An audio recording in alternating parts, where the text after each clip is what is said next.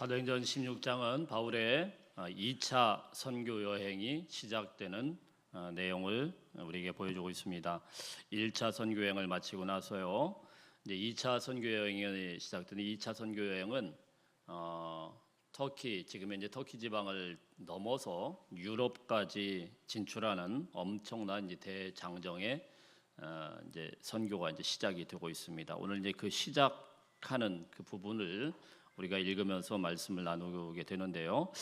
먼저 1절, 2절 말씀, 1절, 2절 말씀 한번 읽어보겠습니다. 시작. 바울이 더베와 루스드라에도 이르매 거기 디모데라 하는 제자가 있으니 그 모친은 믿는 유대 여자요 부친은 헬라인이라. 디모데는 루스드라와 이고니온에 있는 형제들에게 칭찬받는 자니. 아멘. 바울이 이제 맨 처음 들른 그 동네에 대해서 쭉 나오고 있어요. 우리 1차 선교 여행 때 쭉 돌았던 동네인데 거기 거꾸로 지금 가고 있어요. 이 거꾸로 가는데 그 중에 이제 이 루스드라라는 곳이 나옵니다. 뭐 더베 루스드라 나오는데 이 루스드라라는 곳, 루스드라는 어디냐면은 1차 선교 이게 몇 주 전에 우리가 본 내용인데 바울이 복음 전하다가 돌에 맞아 가지고 거의 초죽음이 됐던 적이 한 번 있습니다. 사람들이 얼마나 돌을 많이 던지고 그냥 악랄하게 굴었는지 바울이 이제 축 늘어져서 이제 다 죽었구나. 그래서 동네 바깥에다가 쓰레기처럼 그냥 갖다 버렸던 적이 있어요. 거기에서 겨우 목숨만 건지고 살아났던 거기가 바로 루스드라입니다. 근데 오늘 말씀에 보면은 이 디모데를 그곳에서 만나게 되었다고 하는데 디모데가 누군지 아시죠? 맞아요, 여러분. 디모데 전서, 디모데 후서 거기 나오는 그 주인공이 바로 디모데예요. 바울에게서는 영적인 아들이라고 여기는 가장 중요한 선교의 동역자가 바로 디모데입니다. 근데 그 사람을 어디서 만났냐면 이 루스드라에서 만나게 된 거예요. 그 한마디로 루스드라 이 출신이 바로 디모데예요. 루스드라는 어떤 곳이라고요? 가장 1차 선교 여행에서 힘들었던 곳이에요. 맞아가지고 진짜로 다 죽은 줄 알고 쓰레기처럼 갖다 버렸던 그 동네. 바울에게 있어서는 다시 생각하고 싶지 않은 끔찍한 그런 동네가 바로 루스드라예요. 근데 그곳에서 아이러니하게도 바울의 선교에 있어서 가장 힘이 되어주는 디모데라는 사람이 그곳에서 자라나게 되었다라는 사실입니다. 먼저 이제 디모데의 가족이 소개되고 있는데요. 그 어머니는 믿는 유대 여자이고 부친은 헬라인이다. 그러니까 헬라인과 유태인 사이에 태어났으니까 이 사람은 아버지가 헬라인이니까 헬라인이겠죠. 그러나 이제 혼혈이겠죠. 유태인과 헬라인 사이의 혼혈입니다. 유태인들에게는 혼혈이다 그러면 이방인 취급이 되는 거예요. 자, 이런 사람이고 사실 디모데 후서 말씀에 보면은 이 가족 중에 한 명이 더 등장을 합니다. 그의 어머니인데요, 그의 외할머니인데요. 거기는 이제 이름이 구체적으로 등장을 해요. 디모데에게 신앙에 영향을 주었던 사람, 외할머니 로이스 그리고 어머니 유니게, 이 두 사람이 디모데에게 신앙적인 유산을 남겨놓았다. 사도 바울이 이야기를 하고 있어요. 그러니까 우리가 이제 쭉 정리를 해보면 그 외할머니와 어머니의 그 신앙 교육을 통해서 디모데가 이 촌동네에서 자라나게 되었고, 자라났는데 이게 얼마나 신앙 훈련을 잘 받았는지 한 바울이 이제 사실 여기 다시 만나게 된 한 2-3년 정도의 기간이거든요. 2-3년 정도의 디모데를 만났는데 바울이 한번 뭐 고민하지도 않을 정도로 그냥 그 디모데를 자기 제자로 데리고 가게 됐다라는 거예요. 여러분, 그럼 우리가 곰곰이 한번 생각을 해볼 게 있어요. 여러분, 바울에게 있어서 루스드라는 어떤 곳이라고요? 아픔이 있는 곳이에요. 별로 떠올리고 싶지 않은 곳이에요. 복음 전하다가 돌 맞아가지고 진짜로 죽음의 위기까지 갔는데 거길 뭐 그렇게 좋아하겠어요? 달갑지 않죠. 그렇다면은 여러분, 그때 당시에 돌에 맞아가지고 바울이 쓰러져가지고 피 철철철철 흘릴 때 외할머니와 어머니가 있었을까요, 없었을까요? 있었겠죠. 거기서 있었겠죠. 사도 바울이 돌 맞아가지고 피가 철철철철 흘리면서 완전 쓰레기처럼 갖다 밖에다 내던졌는데 외할머니도 있었고 그리고 어머니도 있었고 디모데는 아마 어렸으니까 뭐 그걸 봤는지 안 봤는지 같이 있었던 그런 동네입니다. 자, 그러면은 이 외할머니와 어머니로부터 신앙 교육을 받고 그리고 이렇게 자라나게 되었다고 하면은 외할머니와 어머니가 만났던 예수의 복음, 그 바울이 전했던 그 복음은 어떤 복음입니까? 복음 전하다가 돌 맞을 수 있다라는 이야기예요. 복음 전하다가 죽을 수도 있겠구나, 이런 복음이에요. 이해가 되시죠? 그걸 봤잖아요. 복음 전하다가 지금 돌 맞았잖아요. 그 피 철철 흘리면서 그러고 예수님에 대해서 이야기한 거잖아요. 자, 그런데 그럼에도 불구하고 그의 어린 아들을 어떻게 키웠다고요? 복음 전하는 사역자로 키워냈다는 거예요. 놀랍지 않습니까? 어린 디모데를 얼마나 철저하게 하나님의 복음으로 가르치고 양육을 했는지, 얼마나 철두철미하게 이 디모데를 키워냈는지 바울은 이 젊은이를 보자마자 선교팀에 끌고 갔다라는 겁니다. 여러분, 우리가 지금까지 바울을 보았지만 바울이 이런 사람이 아니에요. 깐깐한 사람이에요. 얼마나 깐깐합니까? 바로 우리가 지난주에 살펴보았던 처음에 2차 선교회 여행에 들어갈 때 마가라는 사람 때문에 바나바와 싸워요. 인간적으로도 그래서는 안 되거든요. 싸우고는 결국은 바나바와 헤어지고 그리고 마가는 바나바와 따라가고 바울은 또 실라를 데리고, 이렇게 깐깐한 사람인데 이렇게 깐깐한 바울의 눈에 이 디모데가 쑥 들어왔어요. 얼마나 이 외할머니와 어머니가 철저하게 신앙으로 길러냈는지를 우리가 알 수가 있죠.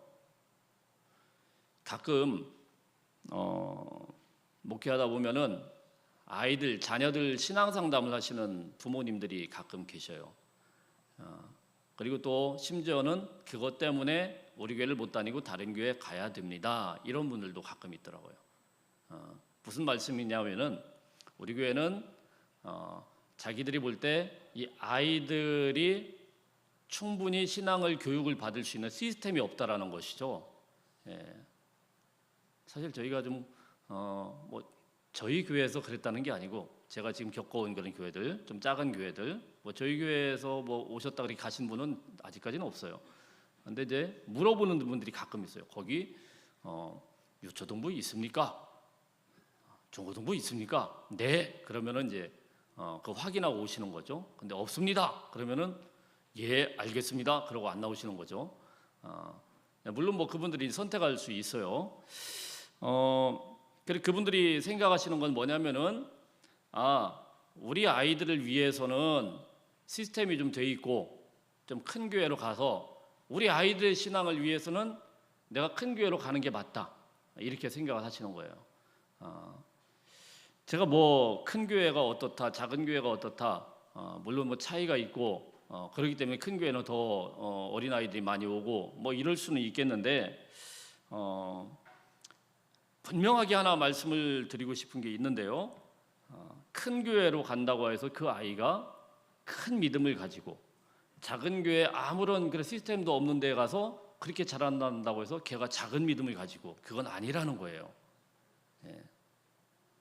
심지어는 제가 아는 목사님들 중에는 어떤 분이 이런 이야기를 하더라고요. 자기 아이들은, 목사님이니까 이 개척교회 작은 교회 아니겠습니까? 이 개척교회인데 자기가 자기 아이들을 어떻게 케어를 못하겠다라는 거예요. 뭐 있어봐야 자기 애들밖에 없고 뭐 애들 한두 명이 됐으니까 어른들은 어떻게 보겠는데 못하겠어요. 그러니까 자기 아이들은 다른 교회로 보낸다는 거예요. 다른 교회로. 얼마나 답답하시면 그러겠습니까? 애들 신앙교육을 시켜야 되는데 부모로서 그걸 못 해주니까 미안한 마음에 보낼 수 있다. 저는 그렇게 생각을 하긴 하지만, 그런데 여러분, 오늘 말씀을 통하여서 분명하게 말씀을 드리고 싶은 거는, 신앙교육은 다른 데 위탁해서 하는 게 아닙니다. 다른 데 위탁한다고 해서 아이가 신앙적으로 잘 자라나지 않습니다. 1차적으로 부모의 책임이에요. 부모가 은혜 받지 못하는데 아이들이 그 교회 프로그램이 좋아가지고, 그 교회 무슨 뭐 제자훈련이 있고 여러 가지 프로그램과 시스템이 좋아가지고 아이가 그 교회에서 신앙으로 잘 자라난다. 저는 그런 아이들을 지금까지 거의 못 봤습니다. 보지를 못했어요. 저도 큰 교회 부목사로 있어 봤는데 가끔 그런 아이들이 있어요. 거기다 맡기려고 왔다가 부모님은 다른 교회 다니시고 이런 아이들이 있는데, 그렇다고 애가 거기에 왔기 때문에 그렇게 자라나지 않아요. 정말 아이의 신앙을 생각하는 부모님이라고 하면은 부모님 자신이 은혜 받는 교회로 가야 돼요. 본인이 은혜 받고 본인이 달라지고 본인이 보여줘야 되는 거예요. 아이들에게 그런 모습을 보여주지 않고 아이들에게 본인은 그냥 나는 그냥 너를 위해서 희생한다, 너는 정말 좋은 교회 가서 은혜 받으라, 이렇게 되지가 않더라고요. 아이들은요, 부모가 하는 대로 배워나가요. 디모데가 자라나는 동네가 어느 동네라고요? 루스드라라는 촌동네입니다. 심지어는 거기서 예수 믿다가는 돌 맞을 수도 있는 아주 극악한 환경이에요. 아주 좋지 않은 환경이에요. 깡촌이에요. 그런데 이런 곳에서 신앙적인 아무런 배경도 없고 별다른 교육적 혜택도 받지 못했던 척박한 환경이었는데 오직 어머니와 할머니의 양육과 기도로 이렇게 훌륭한 기독교 인재가 자라나게 되었다라는 사실이에요. 부모가 하나님을 사랑하는 만큼 아이도 하나님을 사랑하게 되는 거예요. 부모가 예배를 소중히 여기는 만큼 아이도 예배를 귀하게 여기는 겁니다. 부모는 아이의 거울입니다. 먼저 부모된 우리가 주님의 제자가 되어야 아이도 제자가 될 수 있는 겁니다. 우리 부모가 먼저 주님의 십자가를 바라보고 그 앞에서 눈물을 흘려야 아이도 그 십자가의 은혜 앞으로 나오게 되는 거예요. 부모가 먼저 문제 있을 때마다 하나님 앞에 몸부림치면서 애쓰면서 애통하면서 기도해야, 그래야 아이도 자기가 고난 겪고 어려울 때마다 하나님을 찾게 되는 거예요. 저도 이 자리에 서기까지 참 많은 그런 훈련들을 받아왔습니다. 물론 저희 아버님이 목회하는 교회는 큰 교회는 아니었어요.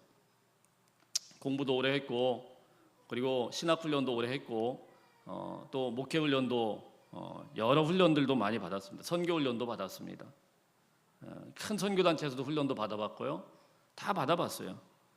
그런데 제가 목회를 10년, 20년 이렇게 해가면서 곰곰이 되짚어 보니까요, 그래도 끝까지 제가 목회하면서 저 목사는 왜 안 힘들겠어요? 힘들죠. 때로는 그냥 이거 해봐야 무슨 소용이 있나 이런 생각이 들 때도 있죠. 그런데 그래도 그때마다 끝까지 붙들고 버티게 하는 힘은 무엇이냐면은, 아버지께서 어릴 때 힘들 때마다 교회에 엎드려가지고 기도하던 그 모습이 떠오르는 거예요. 힘들 때는 저렇게 하는 거구나, 어려울 때는 그냥 엎드리는 거구나, 그게 떠오르는 거예요. 그래서 그냥 엎드리는 거예요. 힘들 때는 주여, 그럼 엎드리는 거예요. 어떤 때는 설교가 안 풀려요. 사실 어제 같은 경우도 그런데 어떻게 하겠어요? 그러니까 그냥 엎드리는 거예요. 주여, 침대에 엎드려서 그냥 엎드려서 주여, 주여 그러고 있는 거예요. 본 게 그거니까 그러는 거예요. 그때 눈물을 흘리던 그 모습, 아버님이 힘들 때마다 새벽마다 밤마다 가셔가지고 그 작은 교회 엎드리고 막 주여 주여 부르짖던 그 모습, 그게 제 인생에서 어렵고 힘들 때마다 주 앞에 나가게 하는 거예요. 제 군대 가서 조금 어려움이 있었어요. 그런데 이상하게 잘 풀리는 거예요. 분명히 내가 사고를 쳤는데 이상하게 보직은 더 좋은 데로 가는 거예요. 이상하다. 곰곰이 생각해 봤습니다. 제 혼자 결론입니다. 아버지가 쉬지 않고 지금 기도하고 계시는구나. 그 믿음이 있어요. 비록 떨어져는 있지만 아버지가 나를 위해서 쉬지 않고 기도하는 거다. 그러니까 내가 사고를 쳤는데도 다른 사람들은 백도 못 쓰는데 거기로 가지. 이게 이해가 안 됐어요. 제가 총신대학원에 들어가서 지금까지 부모님과 쭉 떨어져 살고 있어요. 근데 저는 알고 있습니다. 저희 부모님은 한 번도 기도할 때 제 이름을 빼놓고 하시지 않겠구나라는 것을 저는 믿고 있어요. 그리고 실제로 그렇게 되는 줄로 알아요. 오히려 나보다도 나를 위해서 더 기도하시는 부모님이 계시기 때문에, 그래서 제가 당당하게 이렇게 설 수가 있는 거예요. 근데 여러분, 저는 어제 설교 말씀을 곰곰이 뒤집어 보면서 왜 제가 마음이 부대꼈냐면은, 그럼 나는 뭐냐? 나는 우리 아이들에 대해서 그렇게 생각해 보니까 너무너무 부끄러운 거예요. 부모님이 보여줬던 그 신앙의 모습, 우리 아이들이 정말 나중에 고난이 닥쳐올 때, 어려울 때 떠올리는 것은 과연 어떤 것일까? 내가 그렇게 평생 설교하고 외쳐대던 예수님을 그들이 과연 붙잡고 고난이 올 때 예배의 자리를 찾고, 고난이 올 때 주님 앞에 무릎 꿇고 하나님의 은혜가 우리 자녀들에게로 똑같이 임할 것인가? 이런 질문을 하니까 너무너무 부끄러운 겁니다. 너무너무 작아지는 거예요. 아이들에게 최고의 것들을 최고의 교육을 원 없이 다 쏟아부었다라고 생각한다고 할지라도 우리가 곰곰이 생각해 볼 문제가 있습니다. 정말 우리 아이들이 나중에 어려울 때 그때 부모님이 보여줬던 그 신앙의 그 자리를 따라갈 수가 있을까? 사랑하는 성도 여러분, 우리가 신앙에 있어서요 아이들에게 부끄러운 어른이 되지 않기를 바랍니다. 적어도 몸부림치는 모습을 보여줘야 됩니다. 고난 앞에서 후퇴하는 모습이 아니고 고난 앞에서도 당당하게 예수의 제자로 살아가는, 그리고 당당하게 우리 후손들이 기억하는 남은 인생 하나님 앞에 무릎 꿇고 몸부림치는 주님의 종들 다 되시기를 주의 이름으로 축복합니다.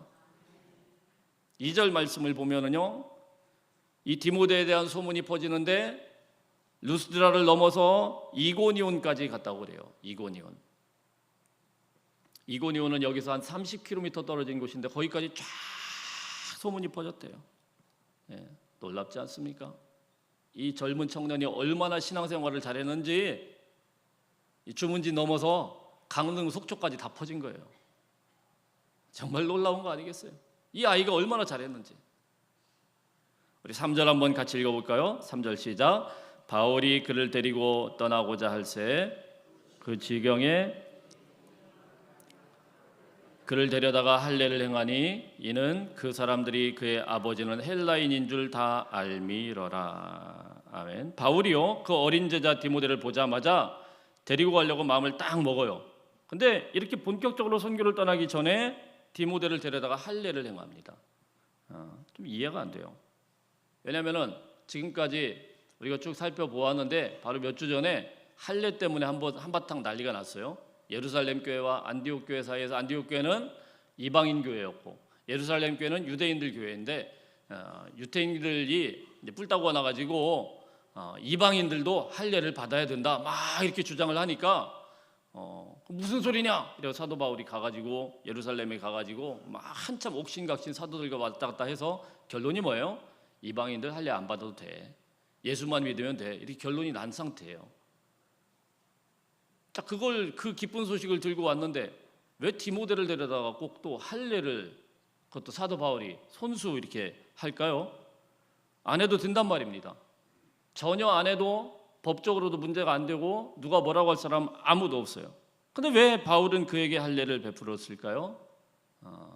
한마디로요, 전도하기 위해서 그런 거예요. 전도하기 위해서. 바울은 이 디모데가 이방인들뿐만이 아니고 유태인들에게도 전혀 거리낌 없는 그런 사람으로 살기를 원했어요. 이게 사실 바울의 전도 전략 중에 가장 중요한 부분 중에 하나입니다. 그래서 고린도전서 9장 20절 말씀에 보면 제가 읽어드릴게요.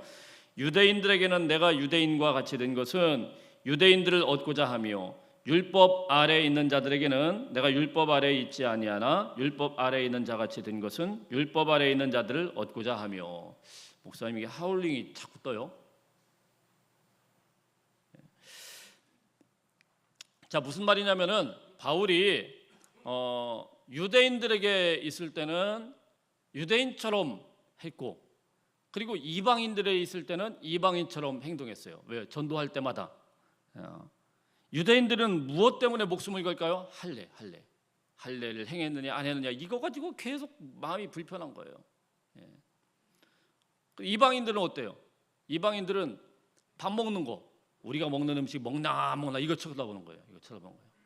이런 것들 때문에 바울이 갈 때마다 이제 변신을 하는 거죠. 이방인들 앞에서는 밥 열심히 같이 먹고, 그리고 유대인들 앞에 나 유태인이야 이렇게 이야기하고. 자, 그것과 같이 디모데도 마찬가지라는 거예요. 디모데도 이제 같이 선교팀으로 갈 때 물론 그게 법은 아니지만 선교를 위해서 사람들이 거리껴지는 그거는 하면 안 되니까 자꾸 올 때마다 너 할례 받았냐 안 받았냐 이건 마음이 불편하잖아요. 그래서 디모데에게도 할례를 행했다 이렇게 말씀을 하고 있어요. 여러분, 우리가 목회자의 영성과 신학교에서 가르치는 신학교 교수의 영성이 좀 달라요. 그렇죠? 신학교에서는 어떻게 하나요? 헬라어 쓰고 히브리어 쓰고 아주 유식한 말들을 막 씁니다. 어떤 때는 저 말이 뭔 말인지 잘 몰라요. 뭔 말인지 모르면은 그거는 학생들이 알아서 찾아봐야 돼요. 헬라어 파싱이라고 해서 막 찾아보고 히브리어 문법도 막 뒤져보고 그리고 주석도 보고 자기들이 알아서 할 몫이지 신학교 교수가 모른다고 그걸 자세하게 가르치면서 왜 모르네 이렇게 설명을 잘 안 합니다. 그리고 그런 거 안 쓰잖아요. 그런 유식한 말 안 쓰고 아주 쉽게 쓰고 막 너무 막 그렇게 웃어가면 헤헤 뭐 이러고 다니면은 저 교수님이 조금 상태가 좀 별로인가 보다 이렇게 생각해요. 신학교는 그래요. 신학교는 학교는 배우러 왔는데 좀 유식한 말을 써야지. 좀 저렇게 하면은 좀 별로 똑똑하지 않은가 보다. 미천이 좀 딸렸나 보다 이렇게 생각합니다. 그런데 여러분 목회 현장은 어떻죠? 목회 현장은 전혀 다른 겁니다. 목회는요 절대 그렇게 하면 안 돼요. 아무리 목사가 똑똑해도 뭐 여기서 뭐 똑똑한 체 하면서 이것저것 다 쓰고 그러면은 성도들이 그 수준이 아니면은 절대로 그렇게 하면 안 됩니다. 저는 주로 부목사 때는 이제 도회지에서 젊은이 사역을 오래 했습니다. 그래서 청년들과 같이 지내고 이게 굉장히 익숙해요. 그 아이들과 같이 찬양하고 수련회하고 뭐 이때쯤 되면은 뭐 굉장히 바쁜 그런 시간을 보냈어요. 그래서 이제 지금 저희 교회 부임을 하면서 참 죄송합니다만은 이 시골 어른들 정서를 사실 제가 깊이는 잘 몰라요. 알기는 알지만 뭐 그냥 이해하려고는 하지만 마음 속에서부터 막 동감이 된다거나 이렇지는 않아요. 참 죄송한 얘기인데 그래서 아닌 척하고 예 이렇게 들어는 드리는데 그 정서를 아직은 조금 젊다고 생각하기 때문에 잘 몰라요. 그러니까 마음 한편에 항상 이게 걱정이라는 게 조금 있어요. 내가 이 설교를 하면은 우리 어른들 얼굴이 탁 떠올라요. 알아들으실까? 과연 이걸 해야 되나? 이런 고민들이 늘 이제 마음에 부담이 좀 있어요. 여러분들께서 어떤 때 막 설교를 막 신나게 했는데 아무 반응이 없으셔. 멍하고 계시면 오늘 망했구나. 주여.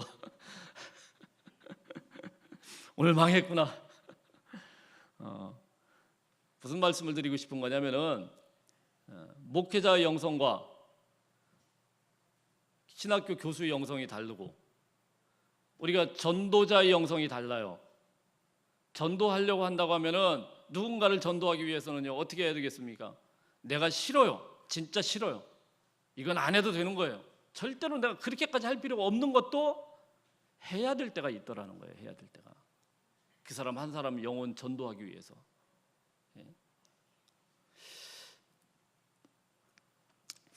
제가 평신도 때 이제 음대를 다녔지 않습니까? 음악대학을 딱 들어갔는데 그 음악대학 다니는 아이들이 술을 그냥 술이 아니고 말술을 먹습니다. 말술을 애들이 그냥 와 이것들이 미쳤나? 말술을 막 먹어요. 그런데 이제 제가 이제 처음에는 야 니들 그러지 마라 그러면 이게 통합니까? 안 통하죠. 제가 조금 나이가 더 들었기 때문에 뭐 형 그러면서 이제 뭐 가십시다. 근데 저는 또 마실 수는 없고 그래서 어느 날부터는 제가 다 따라다녔습니다.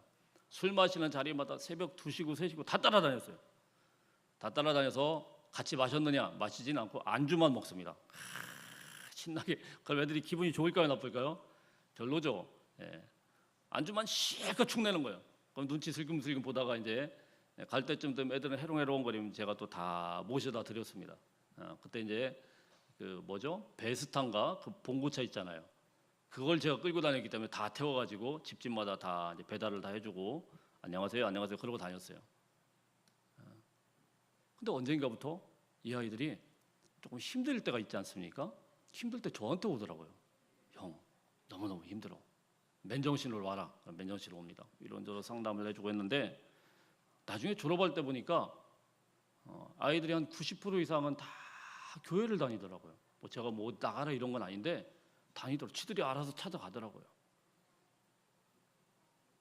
무슨 말씀이냐면은 전도하기 위해서는 술집도 들락날락 거려야 돼요.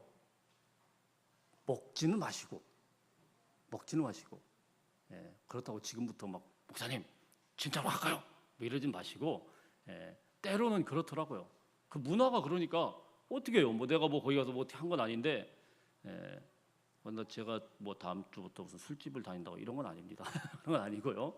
절대 아니고 전도하기 위해서 어쩔 수 없이 가게 됐을 때 물론 뭐 오해의 요지는 있죠. 그죠? 가게 됐을 때 뭐 그렇다고 뭐 재밌게 다니지 마시고 그럴 때가 있더라고요. 그럴 때가 무슨 말씀이냐면은 바울과 디모데는요, 그 일을 위해서 기꺼이 할례라는 것을 안 해도 되는 것을 하게 되었다라는 거예요. 할례의 목숨 거는 유태인들을 전도하기 위해서는, 그 유태인들을 품기 위해서는 어쩔 수 없이 그거라도 감안하고 가게 되었다라는 사실입니다. 자, 어쨌든 바울은요, 이제 사랑하는 제자 이 디모데와 새로운 사역자로 가면서 선교 여행을 하게 되는데, 문제는 이렇게까지 바울이 했는데 할례까지 받게 되고, 하기 싫은 할례까지 하게 되고, 지금까지 하지도 않았던 이런 것들을 다 하고 이렇게 철저하게 계획을 하고 갔을 거 아닙니까? 그런데 문제가 생겨요. 의외이고돼서 문제가 생깁니다. 우리 6절부터 8절까지 한번 읽어보겠습니다. 6절부터 8절까지 시작. 성령이 아시아에서 말씀을 전하지 못하게 하시거늘 그들이 부르기아와 갈라디아 땅으로 다녀가 무시아 앞에 이르러 비두니아로 가고자 애쓰되 예수의 영이 허락하지 아니하시는지라 무시아를 지나 드로아로 내려갔는데, 자, 지금 갈라디아 땅에서부터 착착착착 어디로 가냐면은 자기가 계획한 대로 지금 2차 선교 여행을 막 가고 있는 거예요. 근데 굉장히 당혹스러운 일이 발생을 하는 겁니다. 무슨 당혹스러운 일이 발생을 하냐면은 자기가 계획한 데마다 하나님의 영이 딱 막아버려요. 그래서 여길 가려고 했더니 가지 마. 또 여길 가려고 또 무슨 일이 생겨 또 못 가. 다 막아버리는 거예요. 이렇게 철저하게 계획을 했는데 디모데에게 할례까지 베풀고 지금 죽어라 하고 그거 싸우고 온 거 아닙니까? 근데 그렇게까지 하고 철저하게 준비하고 갔는데 가는 데마다 턱턱턱턱 막히는 거예요. 굉장히 당황스럽지 않겠습니까? 계획한 대로 안 돌아가는 거. 얼마나 이 바울이 계획적인 사람입니까? 철저하게 이걸 얼마나 준비했겠어요. 이 지역을 두루다니면서 복음을 전하려고 정말 애썼다라고 이야기했습니다. 애썼는데 무시아에서 비두니아로, 거기서 아니라고 하니까 또 드로아로 계속 돌아다니고 이 애쓴 흔적들이에요. 이 동네 가고 저 동네 가고 저 동네 가고 계속 다녔는데 다 막히는 거예요. 예수의 영이 허락하지 아니하는지라. 성령께서 왜 이 타이밍에 사도 바울 일행을 막으셨을까요? 왜 막으셨을까요? 이게 참 우리를 맥 빠지게 만드는 거예요. 두 가지 정도로 맥이 빠집니다. 하나님이 왜 이런 좋은 일을 막으실까라는 거. 사도 바울이 뭐 잘못했겠어요? 아니죠. 얼마나 좋은 계획입니까? 선교를 위해서 얼마나 좋은 계획이에요. 그 교회들을 살펴보고 그 지역 일대를 더 전도하고 또 계획한 대로 막 이 디모데를 데리고 막 전도하고 얼마나 중요한 계획입니까? 하나님이 도와주셔야 될 것 같은데 막아요. 못하게 해요. 그리고 또 한 가지 문제가 있습니다. 기왕 막으실 거면 그게 하나님의 뜻이라고 하면 진작 좀 말씀하시지. 그렇잖아요. 진작 좀 말씀하시지. 그럼 이런 짓 안 하잖아요. 사도 바울도 하나님의 일을 하려고 했는데 진작 좀 말씀하시지. 이게 우리가 기도하면서 하나님 앞에 엎드려 본 사람들의 그 공통적인 질문 중에 하나입니다. 하나님 왜 이렇게 막으실까? 또 말씀하실 거면 좀 진작 좀 말씀하셨으면, 아니 그때는 기도 안 했냐고요? 계획할 때는 기도를 안 했냐고요? 왜 그때는 말씀 안 하시다가 딱 일을 하려고 하는데 턱 막을까? 왜 그러실까? 일을 한참 진행하고 있는데 정말 맥 빠지고 힘들잖아요. 왜 그러실까요? 제가 정답을 일러드릴까요? 모르겠어요. 그냥 하나님이 막으시는 거예요. 근데 모르겠는데 하나님이 왜 그 타이밍에 막으시는지는 모르겠는데 분명한 거는 하나가 있어요. 분명한 건 뭡니까?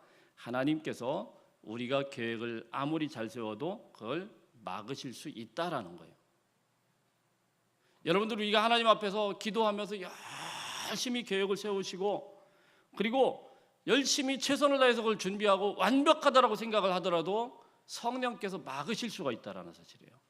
그걸 우리가 마음속 한쪽에서 딱 받아들일 수 있어야 돼요. 이게 왜 그럴까? 이게 왜 그럴까는데 이게 왜 그래요? 진짜로요. 그게 하나님의 뜻이 아닌 게 아니고 하나님의 뜻이 막으시는 거였어요. 그렇다고 하면 우리는 어떻게 해야 되겠습니까? 막으셨다고 하면은 하나님의 계획이 분명히 있으실 거다. 하나님의 계획이 있으실 거다. 우리 한번 따라해 볼까요? 하나님의 계획이 있으시겠지. 늘 이 생각을 갖고 있어야 돼요. 하나님의 계획이 있으시겠지. 막혔다고 하더라도 하나님의 계획이 있으시겠지. 하나님의 계획이 있으시겠지. 여러분 개인들에게 하나님의 선하신 계획이 있으심을 믿으시기 바랍니다. 분명히 있어요. 자, 그랬더니 하나님께서 환상 중에 바울에게 한 가지 환상을 보여주는데요. 우리 9절 10절 말씀 한번 읽어봅니다. 시작. 밤에 환상이 바울에게 보이니 마게도냐 사람 하나가 서서 그에게 청하여 이르되 마게도냐로 건너와서 우리를 도우라 하거늘 바울이 그 환상을 보았을 때 우리가 곧 마게도냐로 떠나기를 힘쓰니 이는 하나님이 저 사람들에게 복음을 전하라고 우리를 부르신 줄로 인정함이라. 아멘. 자, 밤에요 하나님께서 환상을 보여주셔요. 그리고 그 환상을 보았더니 마게도냐에서 이리 와라 이런 환상을 봤어요. 자, 그런데 바울은 그 환상을 보고 자, 하나님의 환상이다 가자 이렇게 한 게 아니고 우리가 이 선교팀들에게 같이 기도해 보십시다 이렇게 이야기를 했습니다. 그리고는 선교팀들도 이게 하나님의 환상이 맞구나 그래서 같이 이제 쭉 가게 된 거예요. 마게도냐는 유럽 땅이죠. 유럽 땅. 그러니까 여러분 바울은 분명히 자기의 계획은 이쪽으로 생각을 하고 거기를 막 가기를 원했지만은 하나님은 그걸 완전히 꺾어가지고 전혀 생각하지도 않았던 유럽을 품게 하신 거예요. 이해가 되시죠? 어느 계획이 더 맞습니까? 우리는 하나님의 계획이 더 옳다고 봐야 되는 거예요. 하나님의 계획이. 할렐루야. 내가 생각한 것보다 더 크신 하나님, 내가 계획하신 것보다도 하나님의 계획이 더 선하고 아름답게 인도하시는 것을 믿으시길 바랍니다. 그래서 여러분 이 2차 선교여행을 보면은 바울은 사실 자기가 계획한 대로 된 게 하나도 없어요. 처음부터 꼬여버렸습니다. 계획은 뭐였습니까? 바나바와 같이 가기를 원했는데 바나바랑 대판 싸워가지고 거기서 헤어졌죠. 그리고는 전혀 정반대로 갔죠. 원래는 이쪽으로 가야 되는데 이쪽으로 거꾸로 들어갔어요. 근데 계획하지도 않고 거기로 가게 되었는데 거기 누굴 만나요? 생각하지도 않았던 디모데라는 사람을 만나게 되는 거예요. 디모데. 놀랍지 않습니까? 설마 거기에 디모데가 있을 줄은. 루스드라라고 하는 진짜로 생각하기도 싫은 자기가 거기 돌 맞고 죽을 뻔한 그곳에 들어갔는데 거기에 디모데가 있는 거예요. 이거 어떻게 하나님의 계획이 아니라고 어떻게 우리가 알 수가 있겠어요? 하나님이 어떻게 그렇게 인도한다고 알겠어요? 또 루스드라에서 이 디모데를 만나가지고 디모데에게 할례를 행하고 얼마나 또 철저하게 또 준비를 했겠어요. 자, 이제 됐다. 우리가 바나바는 없지만 하나님이 도와주실 것이다. 기도하면서 준비하고 탁탁 가는 데마다 어떻게 했다고요? 예수의 영이 허락하지 않았다. 다 막혀버립니다. 다 막혀버려. 얼마나 맥빠집니까? 그런데도 바울은 포기하지 않고 하나님의 뜻이 있겠구나 기도했더니 어느 날 하나님께서 보여주시는 거예요. 보여주시면서 마게도냐 유럽을 품게 하신 것입니다. 유럽 쪽을 열어주신 거예요. 사랑하는 성도 여러분, 우리가요 하나님 앞에서 여러 계획들을 세울 수 있어요. 그러나 그 계획이 그대로 움직이지 않는다고 해서 너무 실망할 필요 없어요. 우리 교회도 마찬가지입니다. 우리 교회가 하나님 앞에서 이런저런 계획을 세울 수 있지만 그것을 인도하시고 이끌어 가시는 것은 하나님이십니다. 잠언서 16장 9절 말씀에 뭐라고 되어 있습니까? 사람이 마음으로 그 길을 계획할지라도 걸음을 인도하시는 분은 누구시라고요? 여호와시니라. 여러분들이 계획하고 여러분들이 이런저런 생각들을 품고 하나님 앞에 비전을 가지고 우리 아이들을 길러내겠다고 어릴 때부터 기도하고 품고 하나님 앞에 품고 기도했지만 10수년간 우리 아이들을 길러본 결과 어때요? 아이들이 그렇게 자라나요? 아니죠. 내 마음대로 안 돼요. 아이가 대단한 그런 꿈을 가지고 이렇게 자라날 줄 알았는데 해보니까 안 돼요. 그렇다고 여러분 포기하지 마세요. 여전히 하나님께서 그 아이의 앞길을 인도하고 계시다라는 것을 믿으시길 바랍니다. 내 마음과 내 생각과 달라진다고 해서 내 뜻과 내 생각과 내 계획과 좀 다르게 아이가 간다고 해서 이 아이를 갖다 하나님께서 하나님이 저놈은 포기했나 보다, 하나님이 내 기도를 안 들어주셨나 보다, 그러지 마세요. 그렇지 않아요. 여러분, 하나님은 그 아이를 지금도 이끄시는 줄로 믿으시고 하나님 앞에 엎드려 기도할 수 있는 주의 종들 다 되시기를 주의 이름 축복합니다. 돌이켜보면 우리 인생도 그렇잖아요. 우리 인생도. 저도 이 자리에 설 때까지 내가 여기에 설 것이다 라고 계획하고 여기까지 오지 않았어요. 여러분도 마찬가지입니다. 내가 이 자리에 있겠다라고 생각을 하고 철저하게 계획해서 하나님 이대로 사인해 주세요 이렇게 오지 않았어요. 계획했지만 무너지고 또다시 계획하고 일어서 보겠다고 또 무너지고 넘어지고 부서지고 변경되고, 그러나 여러분 그 한 걸음 한 걸음에 하나님의 이끄심이 있기 때문에 오늘 이 자리까지 오게 된 줄로 믿으시길 바랍니다. 그러므로 여러분, 하나님께서 막으실 때도 있지만 하나님께서 열어주실 때도 있어요. 오늘 막혀 있다고 해서 실망하지 마시고, 오늘 뭐가 안 통한다고 해서 너무나도 답답해하지 마시고 계속 엎드려서 기도하다 보면 하나님께서 오늘 마게도냐를 보여주셨던 그 하나님께서 여러분들의 인생을 통하여서 이리 와라 이리 와라 보여주시는 놀라운 은혜가 있는 것을 믿으시길 바랍니다. 포기하지 마세요. 여러분의 인생을 놓고도 포기하지 마시고, 우리 사랑하는 자녀들 축복하고 기도하는 것도 포기하지 마세요. 바울은요, 어떤 순간이 오더라도 주님을 부르짖고 기도할 때 주님께서 그가 비록 자기의 계획대로 되진 않았지만 그 원대한 하나님의 계획 속으로 유럽을 넘어서 나중에 로마로 세계 끝까지 주의 복음을 전하는 선교사로 그를 품어주시고 인도하신 줄로 믿습니다. 우리의 기도를 통해서 우리 가정들이, 우리 교회가 정말 하나님의 꿈을 이루는 놀라운 은혜가 있을 줄로 믿습니다. 우리 같이 기도하겠습니다.